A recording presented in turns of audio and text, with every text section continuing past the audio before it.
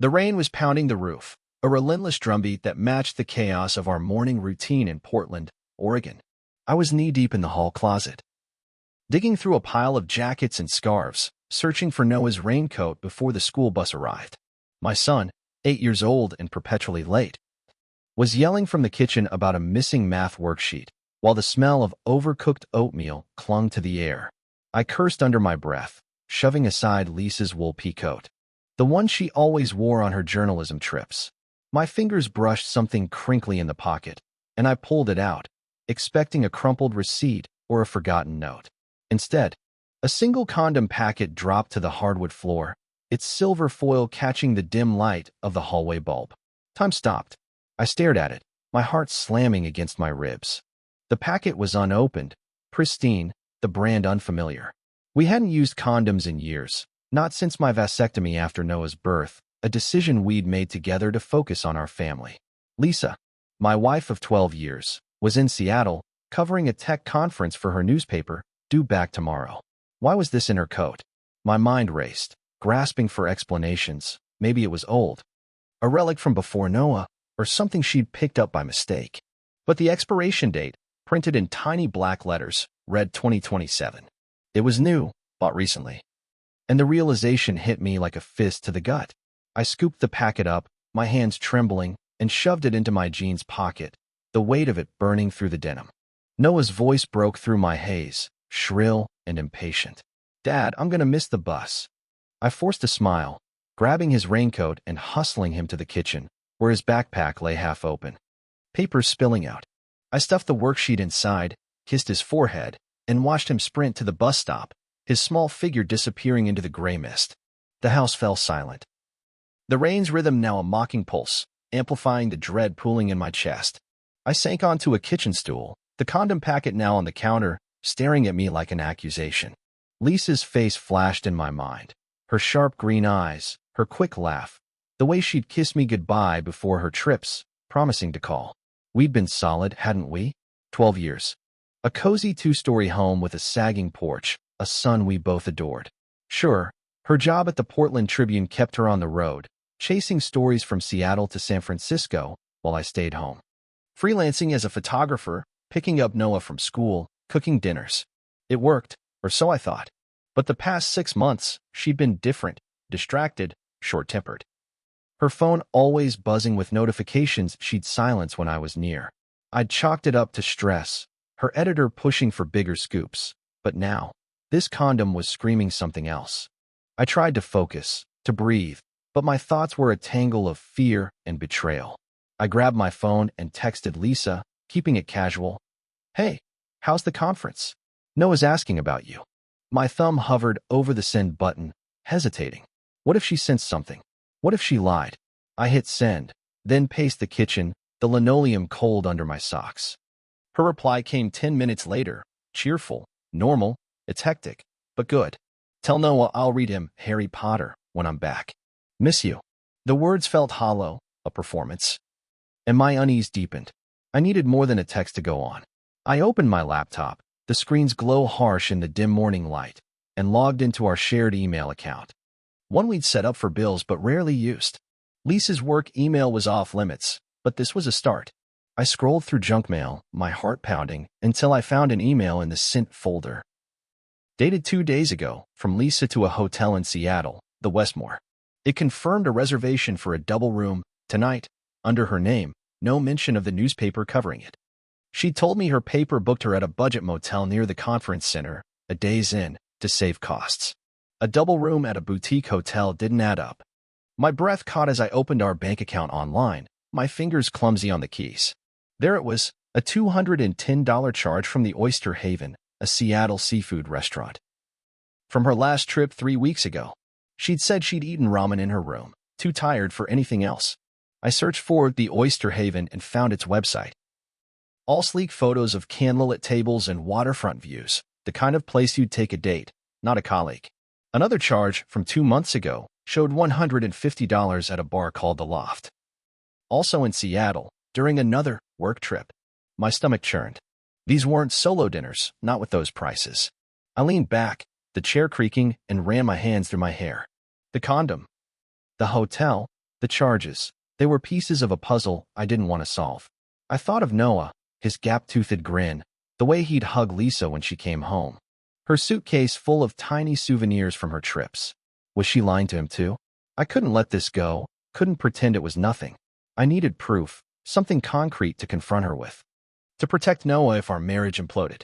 I opened a new tab and searched Private Investigator Seattle, my heart racing as I clicked on the first result, Northwest Detectives. The website was professional, promising discretion and results. I dialed the number, my voice tight as I spoke to a woman named Carla, her tone calm but direct. "I think my wife's cheating," I said. The words tasting bitter. I told her about the condom, the email, the restaurant charges, my voice cracking as I mentioned Noah. "She's in Seattle now, at the Westmore. I need to know what she's doing, who she's with." Carla listened, jotting notes, and quoted $1,200 for a one-night surveillance, including photos and a detailed report. "We'll start tonight," she said. "Send me her photo, her schedule, anything you've got." I emailed Lisa's headshot, her conference itinerary, and the hotel details, my hand shaking as I hit send. "You're doing the right thing," Carla said before hanging up, but it didn't feel right. It felt like betrayal, mine and hers, colliding in a way I couldn't escape. I stood, pacing the living room. The rain still hammering outside. The house felt wrong, too small, too full of memories. Lisa and me painting the nursery, dancing in the kitchen, promising forever. Had that been real? Or was she always capable of this, hiding a secret life in her coat pocket? I thought of calling her, demanding answers, but stopped myself. If I was wrong, I'd look paranoid, and if I was right, I needed evidence to keep Noah safe. I checked her coat again, searching every pocket, but found nothing else, just the faint scent of her perfume, jasmine, and lies. Noah came home from school, his sneakers squeaking on the floor, and I forced myself to be present, helping with his homework, laughing at his stories.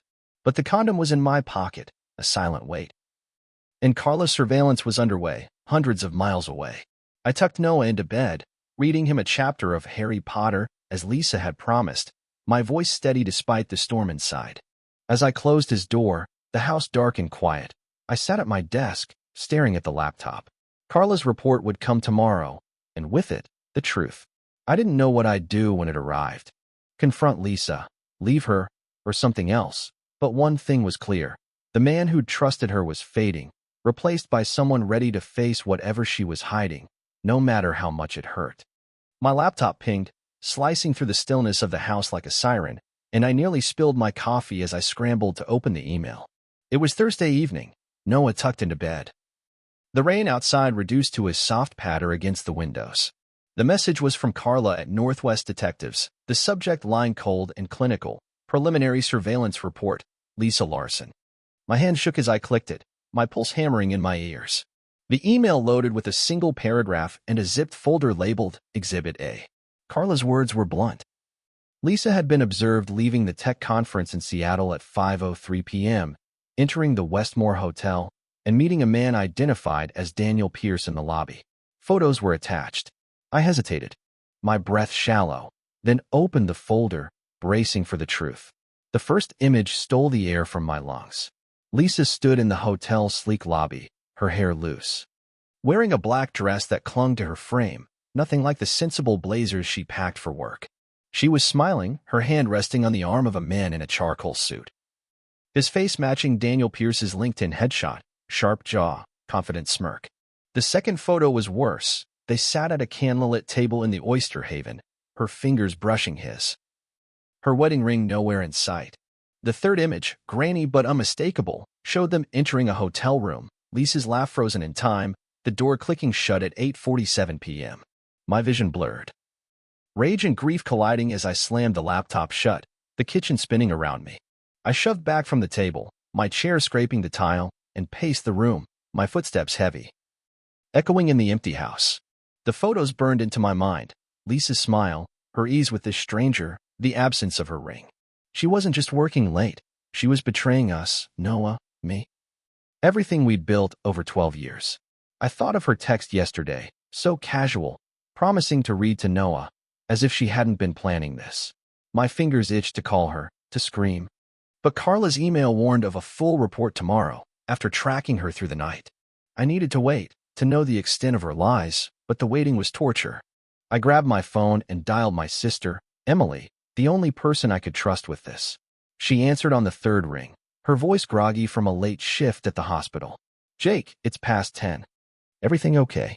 I paced as I spoke, my voice low, urgent, spilling the details, the condom, the email, the photos. "She's cheating, Em. I've got proof, and it's killing me." Emily listened. Her silence heavy, then said, "Oh, Jake, I'm so sorry. You don't deserve this. What are you gonna do?" I stopped, my hand gripping the counter. "I don't know yet. Wait for the full report, I guess. But Noah, I can't let her hurt him."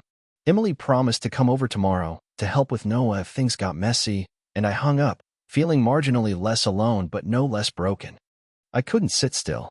I reopened the laptop, zooming in on the photos, searching for clues, anything to make sense of this. Lisa's dress was new, not something I'd seen in her closet. And her bare ring finger was a deliberate choice, a signal she was free, unclaimed.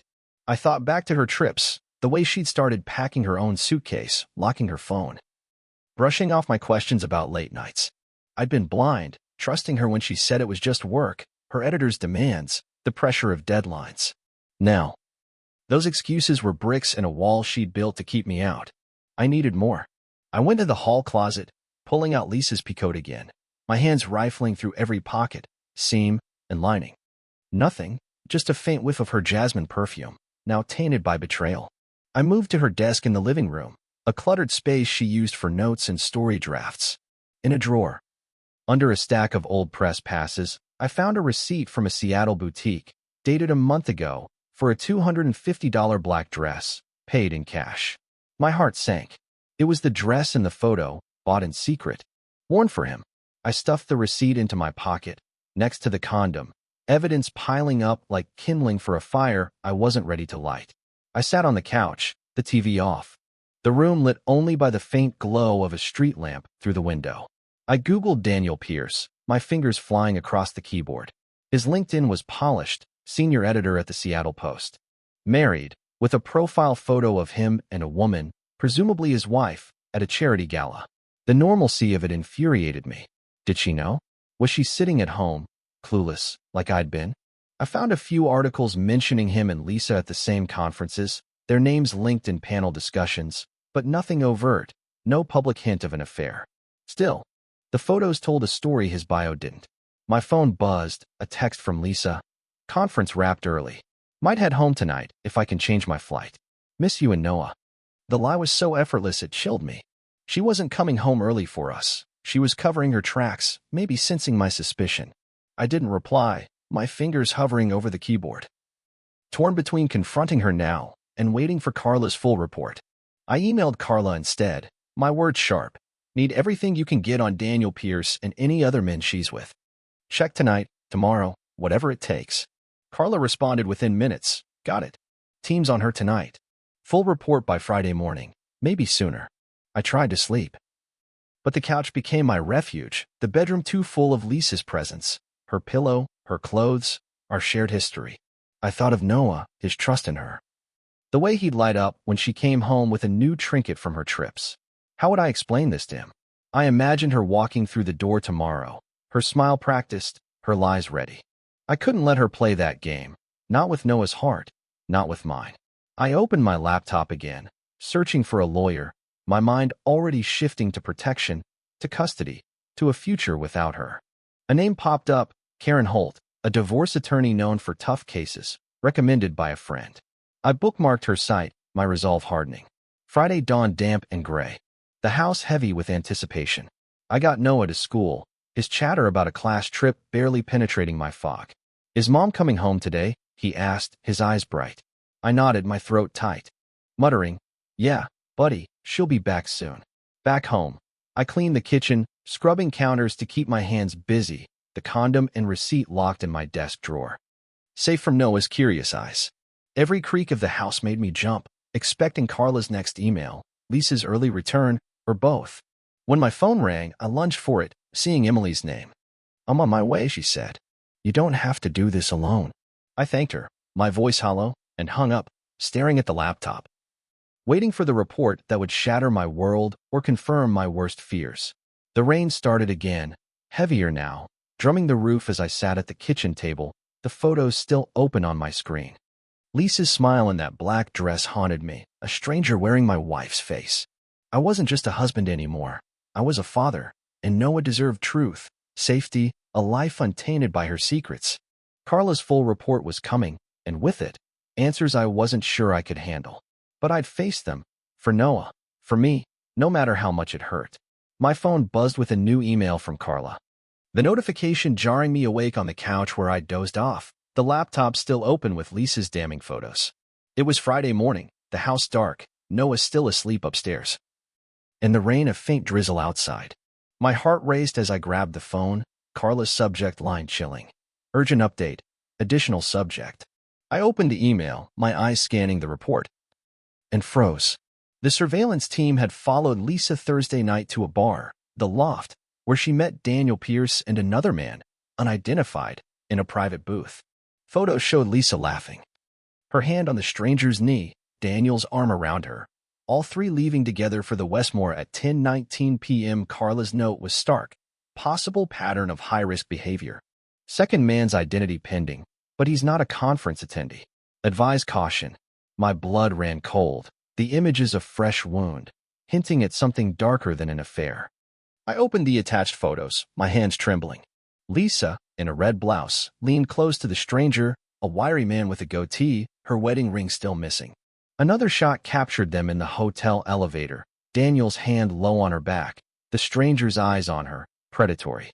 The final image showed them entering her room, Lisa's smile reckless. The doors shutting at 10:34 p.m. This wasn't just cheating. It was a spiral, a dangerous game with men I didn't know, men who could threaten Noah's safety, our lives. My mind raced. Was she caught in something bigger? A scandal? A setup? Or was she just that far gone, chasing thrills at our expense? I stood, my bare feet cold on the hardwood, and dialed Carla, my voice tight. Who's the second guy? I need a name, now. Carla's tone was measured, professional. We're working on it, Jake. Got a partial plate from his car, but it's a rental. Could take a day or two. This new guy, he's not in Pierce's circle, which makes it trickier. Want us to keep tailing her tonight? I didn't hesitate. Yes, whatever it costs. If she's with them again, I need to know. Carla promised an update by Sunday and hung up, leaving me gripping the phone, my anger sharpening into a need for revenge. I couldn't wait for Lisa to come home, to play her game of lies. I called her, my fingers clenched, the phone ringing twice before she answered, her voice bright, forced. Jake, hey, I'm packing up, should be home by dinner. Miss you guys. The ease of her deception fueled my rage, and I didn't hold back. Cut the act, Lisa, I said, my voice low, venomous. I know about Daniel Pierce, the Westmore, the bar last night. And the other guy, who is he? Silence stretched, her breathing quick, panicked. You've got photos, Jake? You're spying on me, she finally said, her tone shifting to defiance, a crack in her facade. Damn right I am. I snapped. You're sneaking around with two men, no ring, living some secret life while Noah thinks you're working. What are you into, Lisa? Because this isn't just an affair. My voice shook, the betrayal raw. She stammered, her words rushed. You're blowing this out of proportion. It's just drinks, networking. You're wrong. Jake, you'll see when I get home. She hung up, the click like a slap, leaving me seething. Her denial only hardened my resolve. If she was tangled in something dangerous with this unknown man, I needed to protect Noah now. I opened my laptop, searching for Karen Holt, the divorce lawyer I'd bookmarked. Her website promised aggressive representation, perfect for what I needed. I called. My voice steady as I explained the condom, the photos, the second man. Karen was direct, reassuring. With this evidence, you've got a strong case for custody, Jake. Document everything, texts, receipts, reports. If she's reckless, the court will prioritize your son. I set an appointment for Monday, feeling a flicker of control, a plan to dismantle Lisa's lies. But control was fleeting. What if Lisa knew I was onto her? Her defensive tone suggested she might cover her tracks, maybe even manipulate Noah to her side when she got home. I went to her desk, my hands swift. Searching for more. In a locked drawer, pried open with a screwdriver, I found a small notebook, its pages filled with Lisa's handwriting, dates, hotel names, and cryptic notes like DP, 9 p.m., loft, and tea, bring wine. My stomach churned. Tea. Could be the second man, a pattern stretching back months. I photographed the pages, my hands shaking, and hid the notebook in my desk, locked away with the condom and receipt. I sat on the couch, the house heavy with the weight of her secrets. This new man was a threat, a shadow I couldn't name. And Lisa's refusal to explain only deepened my fear. I texted Emily, my sister, updating her on the call, the notebook, my plan to see Karen. I'm here in an hour, she replied. Her support a lifeline. I needed to stay calm, to play the clueless husband when Lisa walked through the door, but the thought of her smile, her lies, made my skin crawl. I checked on Noah. Still asleep, his face peaceful, unaware of the storm below. I closed his door, my resolve steeling. I wasn't just fighting for our marriage anymore. I was fighting for him. To shield him from whatever Lisa was entangled in. Carla's next report would name this T, and Karen would build a case to keep Noah safe. As I returned to the kitchen, the rain picking up again, I gripped the phone, ready to call Carla for any update. My need for answers, for revenge, burning hotter than ever. Lisa's key turned in the lock, the sound of gunshot in the quiet house. And I was on my feet, the notebook and condom packet clutched in my hands as she stepped into the foyer. It was Friday evening, Noah upstairs drawing, Emily in the kitchen brewing coffee. Her presence a silent anchor for the storm about to break. Lisa's suitcase hit the floor, her face pale, eyes darting as she saw me, the evidence in my grip. Jake, what's this? She demanded. Her voice sharp, but I cut her off, slamming the condom onto the hall table, the notebook open to her cryptic notes. You tell me, Lisa, I said, my voice a low growl, trembling with rage. A condom in your coat, hotel rooms with Daniel Pierce, and now some guy named T at the loft? I've got photos, reports, everything. You're not just cheating. You're risking our son for whatever this is. I thrust the printed photos from Carla's report at her, Daniel's arm around her, the stranger's hand on her knee. Her eyes widened, a gasp escaping as she stumbled back, gripping the wall. Jake, you've been spying, she cried, tears welling, her voice cracking. How could you do this to me? The accusation ignited my fury. And I stepped closer, my hands shaking with the urge to shatter her denial. Don't you dare, I snapped, my voice rising, echoing in the narrow hall. You're sneaking around with two men, no ring. Line to Noah's face. Who's T? Lisa. What are you into? Because I'm not letting you near our son until I know. Her face crumpled, sobs shaking her, but I held firm. The photos trembling in my hand. Emily appeared behind me, her hand on my shoulder, a quiet warning to keep Noah out of this. Lisa sank onto the suitcase, her hands covering her face. I didn't mean for it to go this far, she whispered, her voice muffled, broken. Daniel, he was exciting, different. Work's been crushing me, Jake, and you're always here, with Noah, the house. I felt trapped. She looked up, eyes pleading. The other guy, Tom, he's just a friend of Daniel's. We got drunk. It was a mistake, I swear. I'm not in trouble. It's just me, screwing up. Her words were a knife, twisting the life we'd built, the nights we'd planned Noah's future, into a lie. A mistake, I said, my voice raw, barely controlled. You're throwing away our family for drinks and cheap thrills.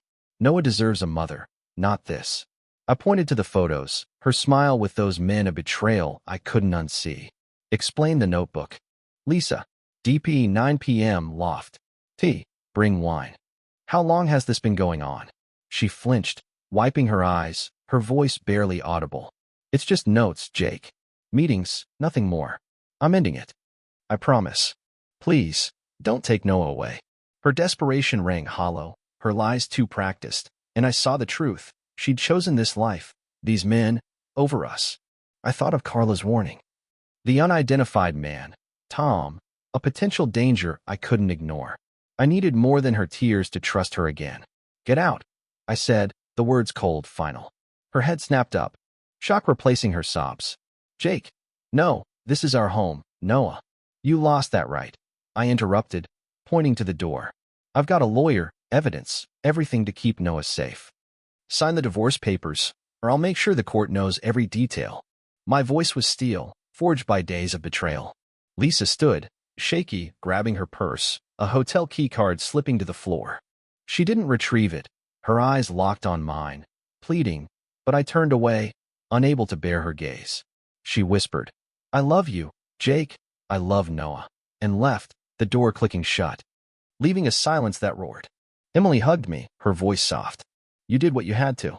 I nodded, my chest tight, the confrontation a hollow victory. I checked on Noah. His crayons scattered across his desk, oblivious to the chaos below. "Mommy's working late," I lied, kissing his head, my heart aching. Back downstairs, I called Karen Holt, my lawyer. Leaving a voicemail, "Lisa's out. File the papers Monday, full custody, whatever it takes." I hung up, my mind racing. Lisa's confession confirmed her recklessness, but Tom's identity loomed. A threat I needed Carla to unmask. My phone buzzed, an email from Carla. I opened it, my pulse spiking, expecting Tom's name. Instead, it was a brief update. Tracked rental car to Thomas Reed. Freelance consultant, no criminal record yet. Found Daniel Pierce's wife, Ellen, open to sharing evidence of his affairs. She wants to talk. Call me. I stared at the message, a new path opening. Ellen could strengthen my case, expose Pierce's role, but meeting her meant diving deeper into Lisa's world, risking more pain. I didn't know if I was ready, but I knew I couldn't stop. I sank onto the couch, Emily brewing more coffee, the kitchen clock ticking toward night. The confrontation had shattered our marriage, but Tom Reed was still a shadow, his role unclear. I needed Carla's full report, Karen's legal hammer, to bury Lisa's lies. As I sipped the coffee, bitter and hot, my resolve burned. I'd protect Noah, no matter the cost, and make Lisa face the wreckage she'd left behind. I burned the condom packet in the backyard fire pit, the foil curling into ash as the flames licked the night air. A final act of purging Lisa's betrayal from our lives.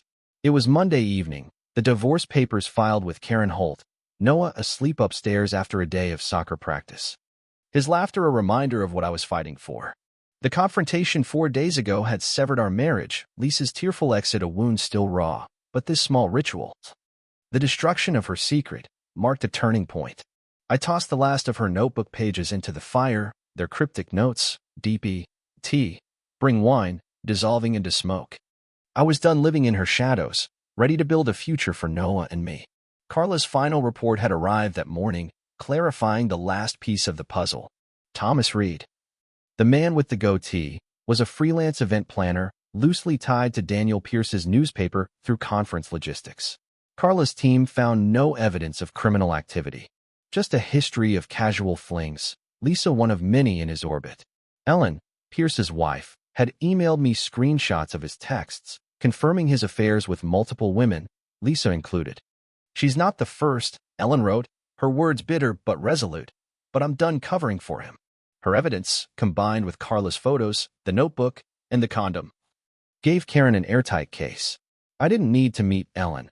Her pain mirrored mine, and her cooperation was enough. I called Lisa, my voice steady as I stood in the kitchen, the fire pit's embers glowing outside. She answered, her tone subdued, wary. "Jake, is it about Noah? I miss him." The longing in her voice stirred a flicker of guilt, but I crushed it. Remembering her lies, her reckless nights.